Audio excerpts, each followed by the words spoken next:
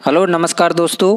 Previous video में हमने अरीय व अनुप्रस्थ वेग व त्वरण के बारे में पढ़ा था। आज हम पढ़ेंगे स्पर्शरेखीय तथा अवलंबिक वेग व त्वरण के बारे में, जिसे बोलते हैं tangential and normal velocity and acceleration. इसके बारे में आज हम पढ़ेंगे। स्पर्शरेखीय वेग होता है ds/dt अर्थात s डॉट। जैसे उसमें हमने पढ़ा था अरीय वेग क्या होता है r डॉट, ऐसे यहाँ पे स्पर्शरेखीय वेग क्या होगा s डॉट होगा। तथा अवलंबिक वेग होगा 0, वो हमेशा ही होता है 0 इसका अवलंबिक वेग।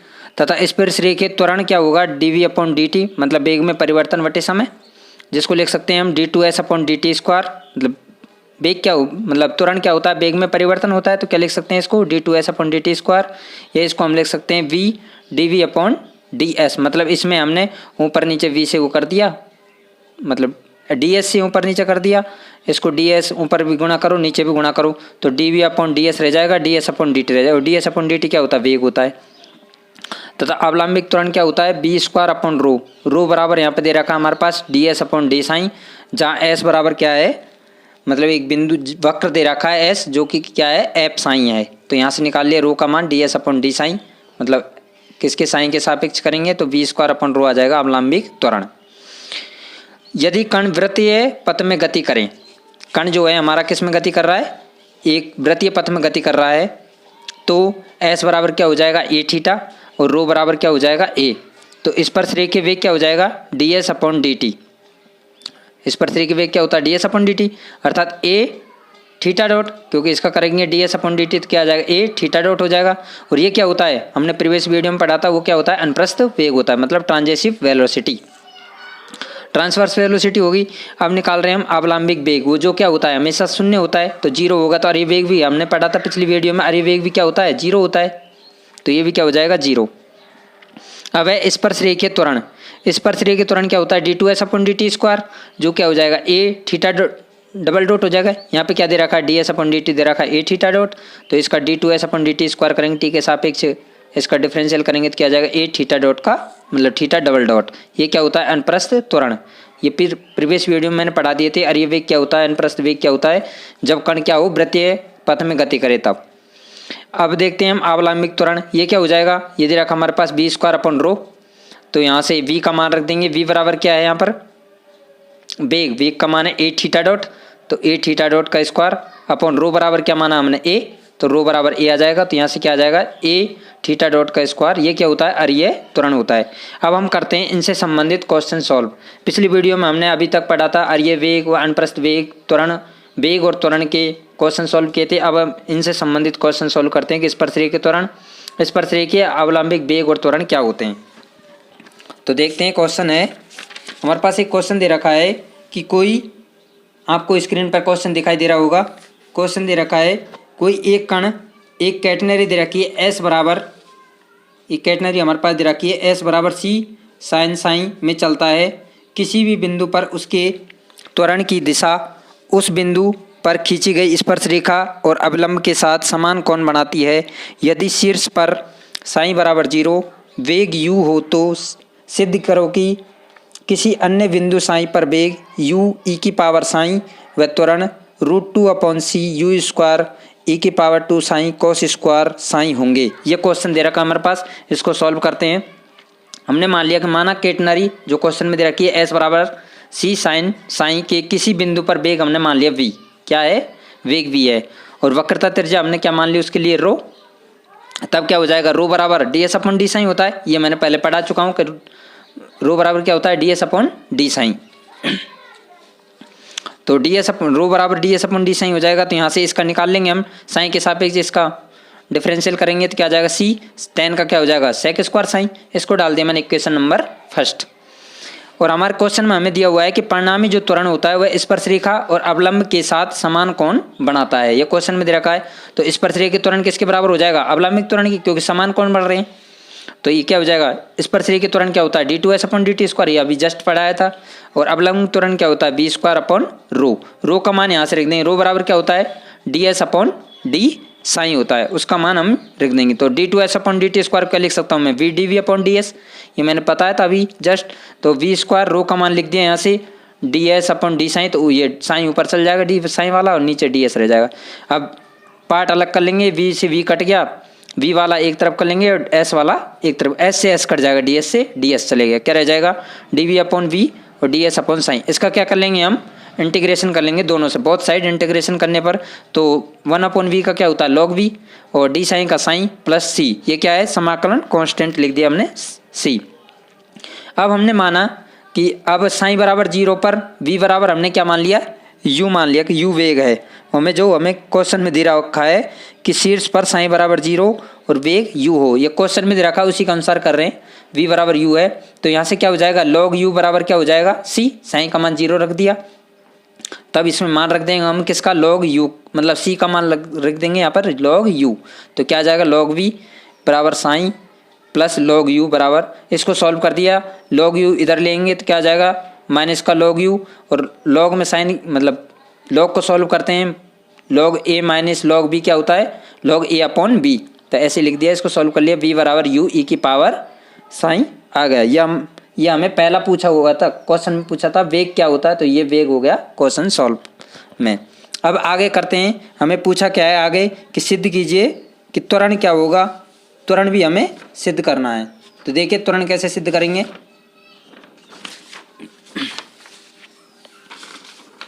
हमें पूछा परिणामी त्वरण, परिणामी त्वरण क्या होता है, जो हमारे पास स्पर्शरेखीय त्वरण और अवलंबिक त्वरण दे रखे हैं उनके स्क्वायर करके रूट कर देते हैं, वो क्या हो जाता है परिणामी त्वरण हो जाता है। जैसे मैंने उसमें बता दिया अरिय त्वरण क्या होता है, अरिय मतलब अरिय परिणामी त्वरण उसमें कैसे निकालते हैं अरिय त्वरण से, और अवलंबिक मतलब उससे अनुप्रस्थ त्वरण से निकालते हैं। ऐसे इसमें परिणामी त्वरण किससे निकलेगा, स्पर्शरेखीय त्वरण और अवलंबिक त्वरण से निकलेगा, तो दोनों का स्क्वायर करा और रूट कर दिया, तो क्या जाएगा d2s upon dt square plus b square upon rho का स्क्वायर। और d2s अपॉन dt क्या आया था अभी जस्ट, ये क्वेश्चन में अभी हमने माना था। अब स्पर्शरेखीय त्वरण और अवलंबिक त्वरण क्या होते हैं बराबर होते हैं, ये अभी जस्ट माना था, d2s अपॉन dt स्क्वायर क्या होता है b स्क्वायर अपॉन रो, तो मैंने ये लिख दिया यहाँ पर d2s अपॉन dt स्क्वायर का मान b square upon rho square किया, इसको सॉल्व कर लिया, बाहर क्या आ जाएगा 2 है ये, तो √2 बाहर आ जाएगा सॉरी b स्क्वायर अपन √2 आ जाएगा। v का मान मैंने रख दिया, v का मान क्या आया था हमारे पास, v का मान आया था अभी जस्ट इक्वेशन नंबर 3 में v का मान आया था, ये क्या आया था v बराबर u e की पावर साइन आया था, इसको मान को मैंने यहाँ पर रख दिया, v की जगह तो u स्क्वायर e की पावर 2 साइन अपॉन रो का मान क्या आया था हमारे पास c e साइन स्क्वायर, क्योंकि हमारे पास कैटेनरी दो जो दे रखी तो उससे आया था रो का मान, तो c बराबर क्या आ जाएगा साइन स्क्वायर साइन, इसको सॉल्व कर लिया हमने तो ये आ जाएगा। ये हमें क्या करना था त्वरण, ये हो गया क्वेश्चन नंबर सॉल्व हमारा। अब हम करते हैं नेक्स्ट क्वेश्चन सॉल्व। एक हमारे पास क्वेश्चन दे रखा है, आपको स्क्रीन पर क्वेश्चन दिखाई दे रहा होगा। क्वेश्चन है कि एक कण एक वक्र में इस प्रकार चलता है कि इसके स्पर्श रेखीय तथा अवलंबिक त्वरण सदा समान रहते हैं और इसकी स्पर्श रेखा का कोणीय वेग अचर रहता है। तो हमें पूछा है पथ ज्ञात कीजिए, तो देखते हैं पथ कैसे ज्ञात करेंगे। हमें क्या दिया हुआ है, हमें दिया हुआ है कि स्पर्श रेखीय, हमें क्वेश्चन में दिया हुआ है कि स्पर्श रेखीय त्वरण और अवलंबिक त्वरण क्या है बराबर हैं, तो इससे स्पर्श रेखीय त्वरण क्या हो जाएगा d2s अपॉन dt स्क्वायर, जिसको क्या लिख सकता हूँ v dv अपॉन ds, और अवलंबिक त्वरण क्या है b स्क्वायर अपॉन रो। ये आपको याद कर रखने होंगे कि स्पर्श रेखीय त्वरण का फॉर्मूला क्या होता है, अवलंबिक त्वरण वेग हमेशा क्या होता है 0 होता है, ये रखने होंगे याद। तो ये v dv अपॉन ds ये लिख दिया, dv अपॉन ds ये लिख दिया, v से v कट गया क्या रह जाएगा v अपॉन रो। हम जानते हैं रो बराबर क्या होता है ds अपॉन d साइन होता है, तो इसको सॉल्व यहाँ पर लिख दिया, रो की जगह ds अपॉन d साइन, तो d साइन अपॉन ds हो जाएगा उल्टा, v का पार्ट एक तरफ ले लिया और s वाले पार्ट एक तरफ ले, तो dv अपन ds से ds चल जाएगा, ये कट जाएगा तो क्या रह जाएगा d साइन। इसका क्या करेंगे इंटीग्रेशन कर दिया बोथ साइड, इंटीग्रेशन करने पर क्या जाएगा log v plus sign plus log c, ये डायरेक्ट कर दिया मैंने log साइन c लिख दिया, क्योंकि जब इंटीग्रेशन शुरू वाला अगर log में लिख रहा है तो लास्ट वाले है जो समाकलन जो कांस्टेंट होता है इंटीग्रल कांस्टेंट, उसको क्या लिख दिया मैंने log में लिख देते हैं, तो log c लिख दिया, log v log c एक तरफ ले लिए तो बराबर में साइन लिख दिया, तो ये क्या हो जाएगा माइनस से log v अपॉन c हो जाता है बराबर साइन, तो v बराबर क्या हो जाएगा ये इधर चल जाएगा तो e की पावर साइन हो जाएगा, तो v बराबर क्या हो जाएगा c e की पावर साइन, और वेग क्या होता है ds अपॉन dt, ये पढ़ा है बताया था अभी मैंने जस्ट पहले, तो ds अपॉन dt क्या हो जाएगा c e की पावर साइन d साइन। और हमें क्या दिया हुआ है क्वेश्चन में दिया हुआ है कि स्पर्श रेखा का कोणीय वेग अचर रहता है, अर्थात ds upon dt sorry D sine upon D T बराबर क्या होता है, ओमेगा मैंने क्या मान लिया, कांस्टेंट, मतलब अचर क्या मान लिया मैंने, ओमेगा मान लिया।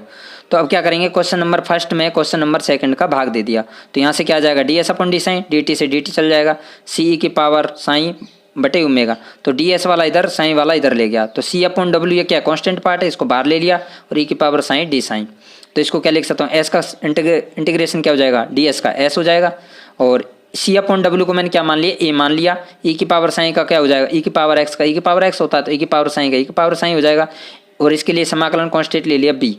तो यह एस और साइन में क्या हो गया, संबंध हो गया, एस यहाँ दे रखा, साइन ये संबंध हो गया, और यही क्या होता है, पथ का अवेष्ट समीकरण होता है। मतलब अब पथ का अवेष्ट समीकरण ज्ञात करना हो हमें, तो हमें क्या ज्ञात करना होता है, एस और साइन में संबंध ज्ञात करना होता है।